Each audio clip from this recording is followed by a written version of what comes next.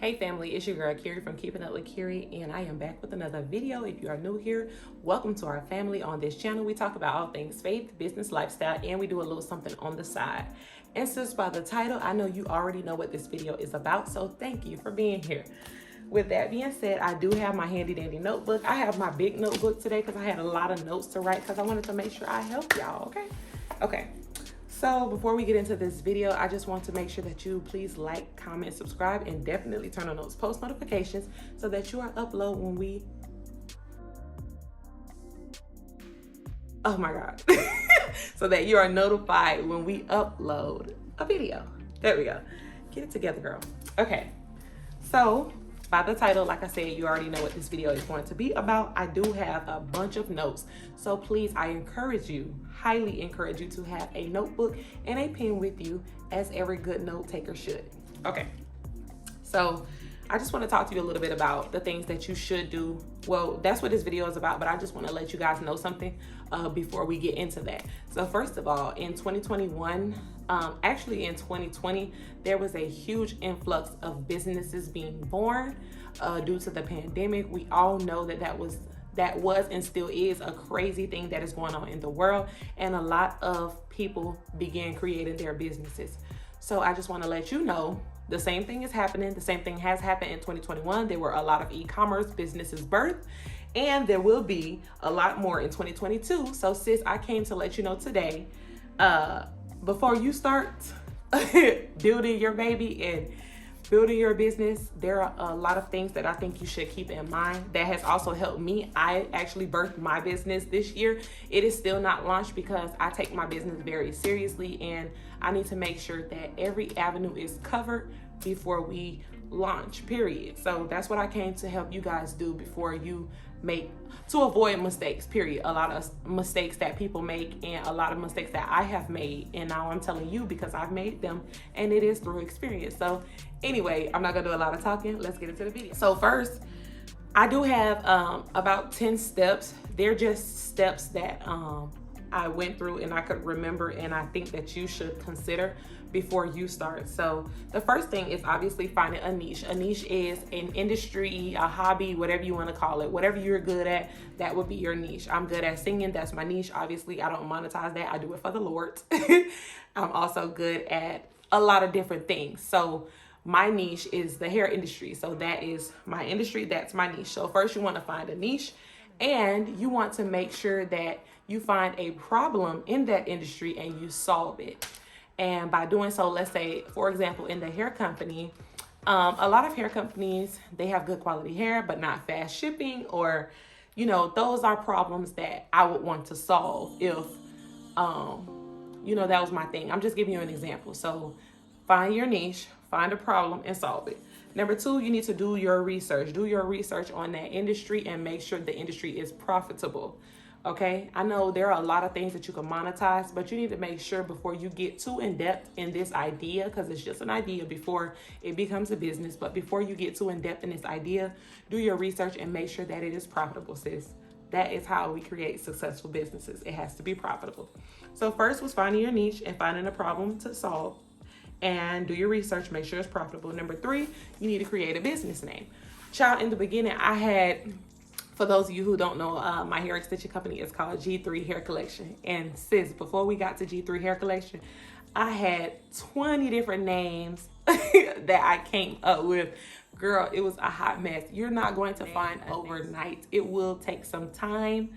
But when you find the right name, before you get all excited, sis, you need to check and make sure no one else has that name, okay? Because you ain't the only one who have good ideas. So with that being said, my next step was research your business name on your local state registry. So I live in Florida, so Florida is my state. Sunbiz is our registry, and you need to also, okay, I don't know about Texas or Georgia or anything like that. Like I said, I live in Florida, so I would go to Sunbiz, I would type in the name that I'm interested in the search records, and if it is available, then go me. But it does not stop there. You need to also go to the USPTO. That is the trademarking services. I know a lot of businesses, a lot of upcoming businesses do not trademark. Do not make that mistake. Trademark when you can. That's a whole nother video for another day. But anyway, check your state registry and check the USPTO. I hope I'm saying it right. I believe I am.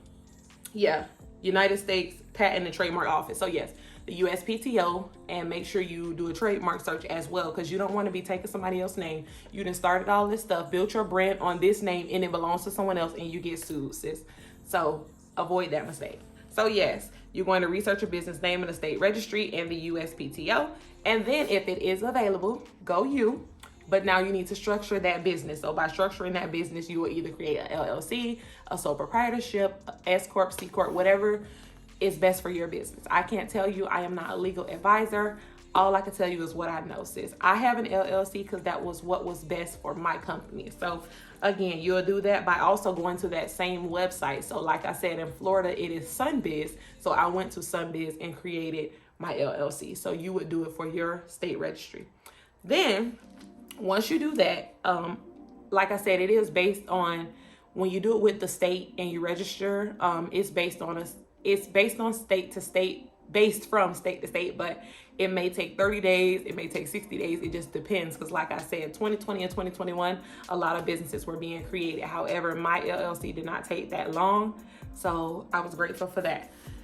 So in the meantime, once you know that those names are not taken and you are able to structure your business, then I recommend you create your social media accounts. Yeah, you might not have anything to put on them, but you could actually put a picture of yourself and let them know, introduce, the world to your business, but create social media accounts. That way you have, your name needs to be cohesive all across the board. Your website, your email, your Instagram, your Facebook, your Twitter, your Pinterest, your YouTube, if you have one, everything needs to be cohesive. So you can't just have, let's say, Beautiful Minx by Sasha on Facebook, and then you got Minx Beauty, because it looks like two different business names. So I hope you follow me. I hope you catch my drift, sis. So yes, you want to create your social media accounts and purchase your domain name. And you can do so either on Google or Shopify or whatever website platform you choose to use, but purchase your domain name. They're pretty cheap. I purchased mine through Google, and I think I paid $4.99 a month for it. So yeah. Then you need to find your target audience, and target audience is a big thing, and it is very important. And I knew nothing about a target audience last year. I learned all of the information I needed to learn this year, and it helped me get more focused on my own target audience. Girl, your target audience is the people that you plan to serve. It is not your family, it's not your friends, it is not everyone. You need to buckle down, niche down. Once you find your niche and you know the certain audience you want to cater to, then you have a winner chicken dinner. Find your target audience. I will make a separate video on target audience and how to find your target audience if you want one.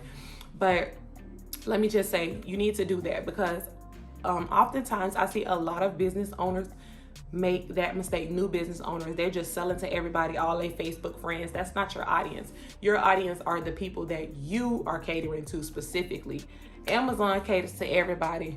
They trying to make a better place for everyone. That's them though. Look at Amazon. Amazon has been around for decades, but you are not Amazon. So you need to just niche down and focus on who your audience is specifically. If you're selling, let's say you're selling luxury clothing. Let's say you have a luxury clothing boutique.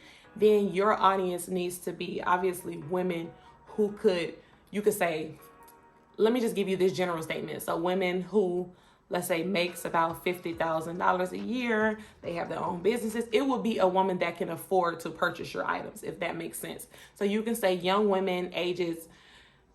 African-American women, ages 25 to 35, they make $50,000 a year, they do this, they do that, they drive this, that. It goes that in depth, sis. So that, like I said, that's a whole nother video for a whole nother day. If you would like that video, comment down below and I will help you find your own target audience, or just give you generally an idea of how to find your audience. So yes, once you find your target audience, then you need to begin finding a vendor. And I put finding a vendor after finding your target audience, because then you'll know the type of products you need to source. So for example, I have a hair extension company, so I would cater to whoever my target audience is, if that makes sense. So if you're selling a higher quality item, you then begin to search for higher quality items. you don't go and look for the cheapest item then try to make it luxury, because that's not luxury, okay? So that is how you do that. So begin finding your vendor or vendors. It's always good to have multiple vendors in case one, don't have all your eggs in one basket. In case one person stop or there's some type of shortage. I know in the hair industry there was a lot of lace shortages and it was just chaos. Thank God my business is starting after that. But again, if I had one vendor and they had a lace shortage, then I would have to do my entire vendor search all over again. So I recommend you have more than one vendor, sis.